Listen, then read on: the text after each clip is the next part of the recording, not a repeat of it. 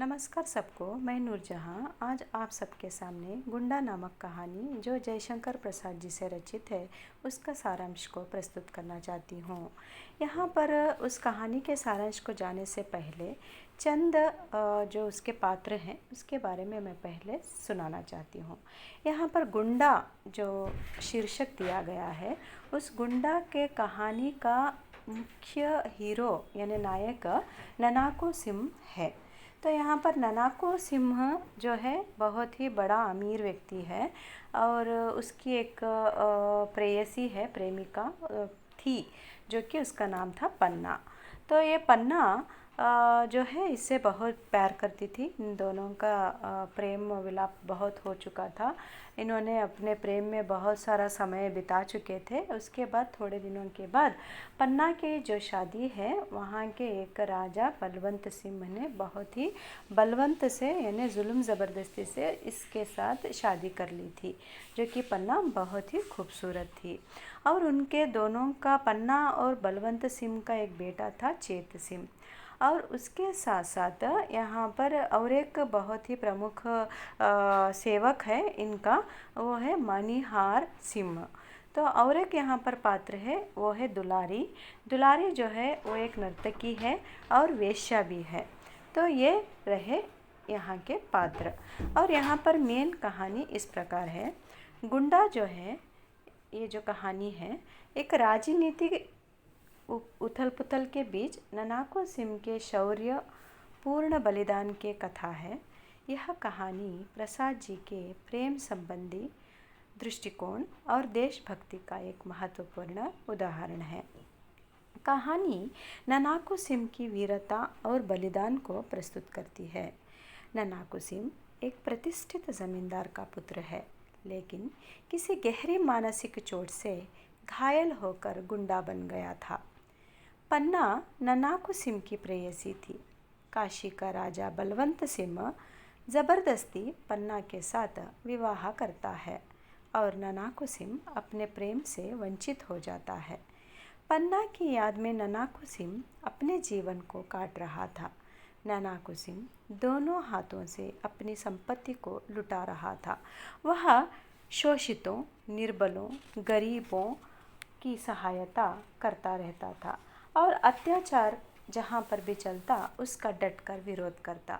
वह जिंदा दिल आदमी था और वह जीवंत होने के साथ साथ भी निर्भीक और वचन का पक्का भी था। वह स्वांग खेलता था और जुआ भी खेलता था, लेकिन जीते हुए पैसों को अपने पास न रखते हुए वह गरीबों में बांट देता था, गरीबों में लुटा देता था। इस तरह था ननाको सिंह का कैरेक्टर, यानी उसकी आदतें इस प्रकार की थी। वह अपने स्वाभिमान के लिए किसी भी हद तक जा सकता है। इस घटना में बोधि सिंह अपने लड़के की बारात लेकर जा रहे होते हैं। तब ननाको सिंह अपने सेवक मलूकी से कहता है कि जा, ठाकुर से कह दे कि इधर से बारात ना ले जाए। बोधि सिंह ननाको सिंह के आन को समझता था और वह अपने बेटे की जो बारात थी उसे लेकर वापस लौट जाता है। तब ननाको सिंह बारात लेकर आगे जाता है और अगले ही दिन लड़के का विवाह संपन्न करवा कर देता है।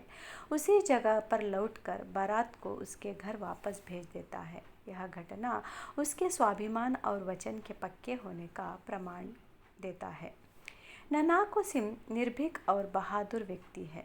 एक दिन जब वह दुलारी का गाना सुनने की प्रतीक्षा कर रहा था, तब वहाँ मौलवी अलाउद्दीन कुबरा आता है। मौलवी कुबरा अंग्रेज़ों का एक समर्थक है। कुबरा के साथ दो सिपाही भी हैं। वह एक सिपाही से कहता है कि जाकर दुलारी से कहो कि अभी रेजिडेंट साहब की कोठरी पर मुजरा करने के लिए चलना होगा। कुबरा का नाम सुनते ही बाजार में हलचल मच जाती है, लेकिन ननाको सिंह शांत भाव से दुलारी को गाना गाने के लिए कहता है और मौलवी के ऊपर व्यंग्य करता है।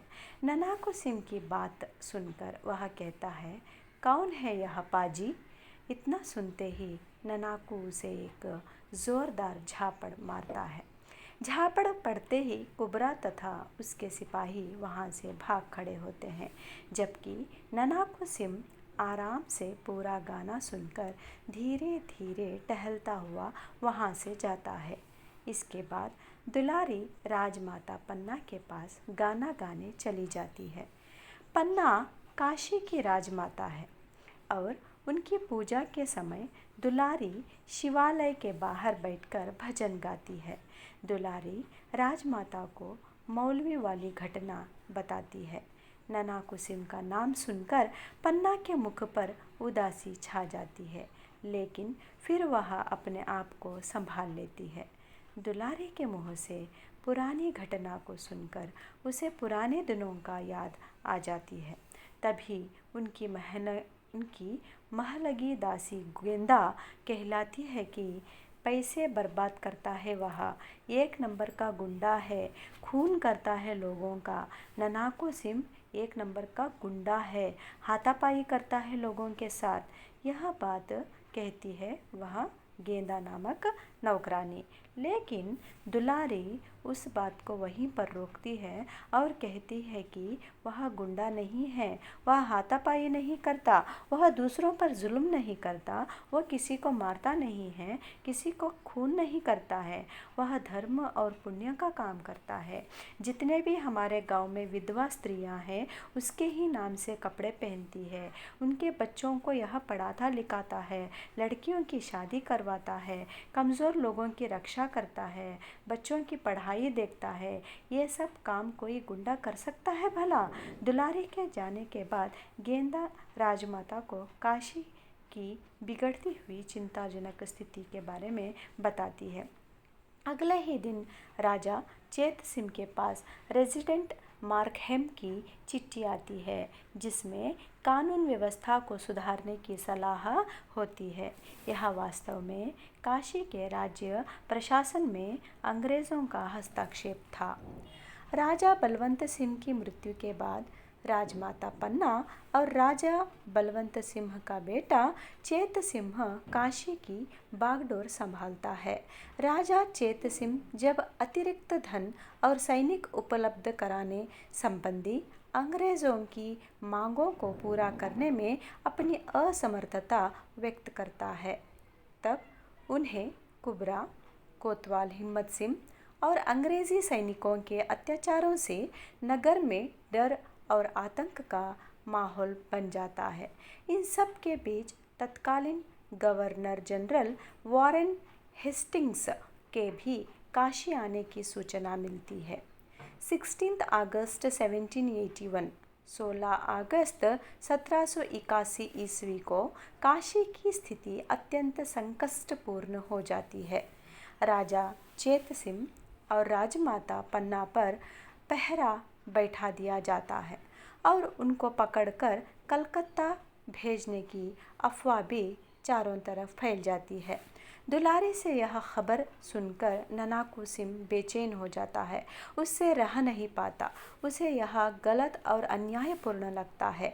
पन्ना के प्रति उसके मन में जो प्रेम था वह जागृत हो जाता है और वह उन्हें बचाने का निश्चय कर अपने थोड़े से साथियों के साथ शिवालय घाट पहुंचता है।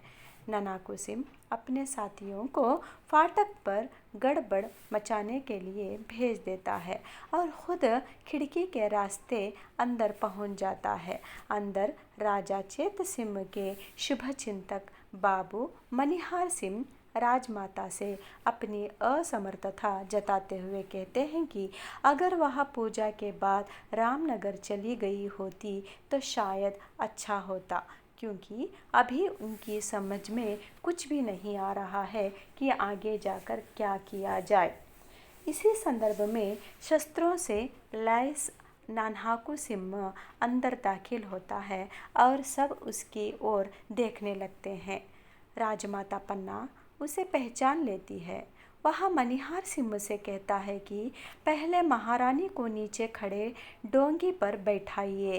राजमाता अपने पुत्र चेत सिंह की ओर देखती है। संकेत को समझकर नन्हाको सिंह हंसते हुए कहते हैं कि जब तक राजा भी नाव पर बैठ न जाएंगे तब तक 17 गोली खाकर भी वह जीवित रहेगा। आप कृपया करके प्रस्थान करें। पन्ना उनकी आंखों में छिपे हुए विश्वास को पहचानकर डोंगी पर उतर जाती है। ननाको सिम फाटक पर पहुंचता है, जहां उसका सामना लेफ्टिनेंट इश्तकार, मौलवी कुबरा, चेतराम और उनके सैनिकों से होता है। चेतराम मौलवी के कहने पर राजा के ऊपर हाथ रखता ही है कि ननाको सिम उसकी भुजा उड़ा देता है और देखते ही देखते मौलवी इश्तकार तथा कई सैनिकों को मार देता है। वह राजा चेत सिम से तुरंत डोंगी पर उतरने के लिए कहता है। खिड़की से उतरते हुए चेत सिम देखता है कि 20 सैनिकों के बीच खड़ा होकर वह ननाको सिम तलवार चला रहा है। उसके शरीर से रक्त की धारा बह रही है और उसके एक एक अंग कटकर गिर रहे हैं। अपने प्राणों का बलिदान करके ननाको सिम ने राजमाता और चेत सिम को बचाया और अपने निश्चल एकनिष्ठ प्रेम और वचन पालन का परिचय भी इन्होंने दिया है। विशेषता इतनी है कि गुंडा जयशंकर प्रसाद जी की एक श्रेष्ठ कहानियों में से एक है और इस कहानी का नायक ननाको सिम हिंदी कहानी के अमर चरित्रों में से एक है। इस कहानी को चरित्र प्रधान कहानी की संज्ञा भी दी जा सकती है। इस कहानी में प्रसाद जी ने काशी के गुंडों की विशेषताओं को दर्शाया है। प्रसाद जी ने एक सुगठित कथा वस्तु को प्रभावी भाषा और प्रवाहमयी वर्णन शैली में प्रस्तुत कर एक कालजयी कहानी की रचना भी की है। इस कहानी से कहानीकार न केवल क्रांतिकारियों के त्याग और देशभक्ति को याद किया करते हैं, बल्कि लोगों को संदेश भी देते हैं। ननाको सिम इस कहानी में अपने प्राणों का बलिदान देकर राजमाता पन्ना और उसके बेटे राजा चेत सिम की रक्षा करके अपने एकनिष्ठ निश्चल प्रेम का परिचय देते हैं। कहानी में तत्सम शब्द अधिक दिखाई देते हैं। तो इस कहानी के आधार पर एक 8 क्वेश्चंस आपके लिए आ सकते हैं। गुंडा कहानी के कहानीकार का नाम क्या है? जयशंकर प्रसाद। ननाको सिम की प्रेमिका का नाम क्या था? पन्ना।